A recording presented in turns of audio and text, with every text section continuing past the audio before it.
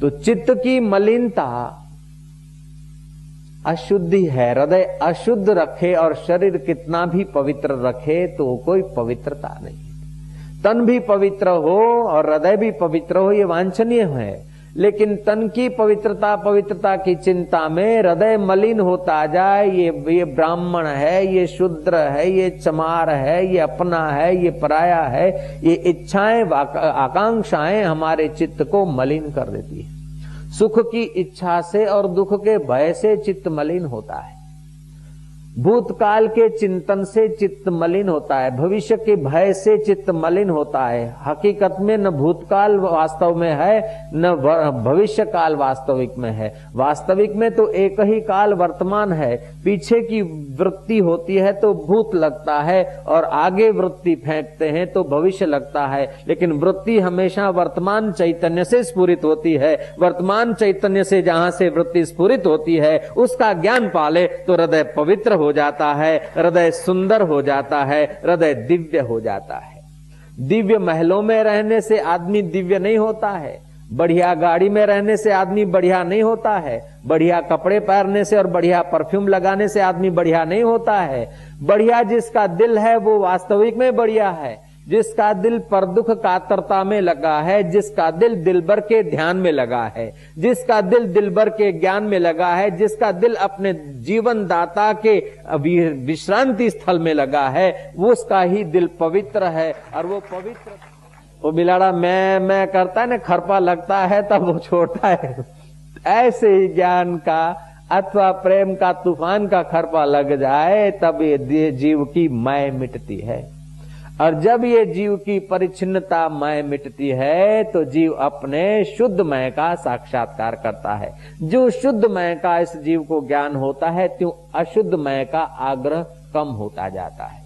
जितना अशुद्ध मैं का आग्रह है उतना वो मूर्ख है, और जितना शुद्ध मैं का आग्रह है उतना वो विद्वान है। जितना शुद्ध मैं में विश्रांति है उतना वो निर्भीक है, सुखी है, आनंदित है, प्रसन्न है, महान है, पवित्र है। जितना शुद्ध मैं में विश्रांति है, और जितना अशुद्ध मैं में स्थिति है उतना वो चाहे कितना सुंदर हो, कितना रूपवान हो, कितना धनवान हो, लेकिन उसके चित्त में तो चगडोल की नाई पूर के चढ़ाव उतार थपेड़े लगते रहेंगे। जैसे सागर की लहरें चालू ही रहती है, ऐसे ही उसके चित्त की चिंताएं, भय, शोक, घृणा आदि दोष उसके चित्त में रहेंगे।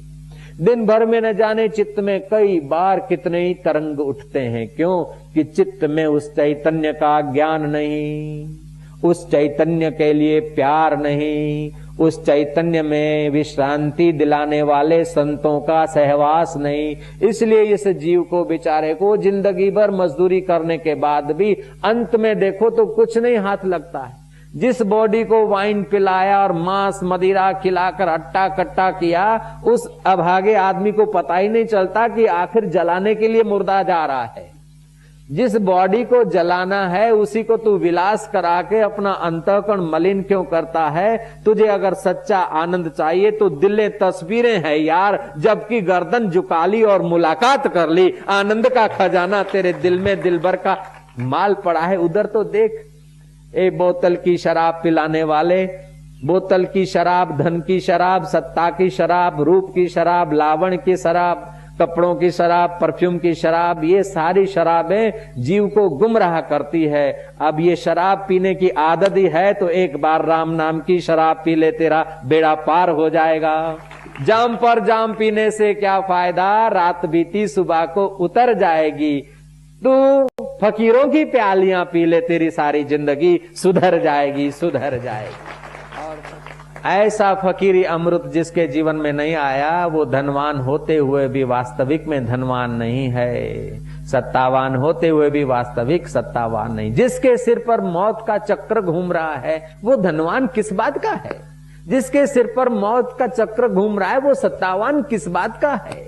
जिसके सिर पर मौत का चक्र घूम रहा है उसके सौंदर्य का क्या वैल्यू है? और ये अद्भुत ऐसा खजाना है कि आज तक दुनिया में जितने भी, केवल इंडिया की बात नहीं करता हूं, केवल इस मृत्युलोक की मरण धर्मा आदमियों की बात नहीं करता हूं, इस पृथ्वी की नहीं, ये तो बहुत छोटी सी है। ये पृथ्वी तो एकदम छोटी सी है, जरा सी नन्ही सी है। ये तो सूर्य का 13वां लाखवां हिस्सा है, एक छोटा सा ग्रह, और आकाशगंगा में कई सूर्य हैं। तो उन कई सूर्यों को, कई आकाश गंगाओं को, कई लोकांतरों को, देवों को, गंधर्वों को, यक्षों को, किन्नरों को, मानवों को, दानवों को जहां से सत्ता मिलती है, जहां से सौंदर्य का दान मिलता है, जहां बुद्ध से बुद्धि का बल मिलता है, चतुरों को जहां से चतुराई मिलती है, दयालुओं को जहां से दया करने की क्षमताएं मिलती है, कृपालुओं को कृपा बरसाने की योग्यता का दान जहां से मिलता है, और प्रेमालुओं को जहां से पवित्र प्रेम करने की निगाह आती है।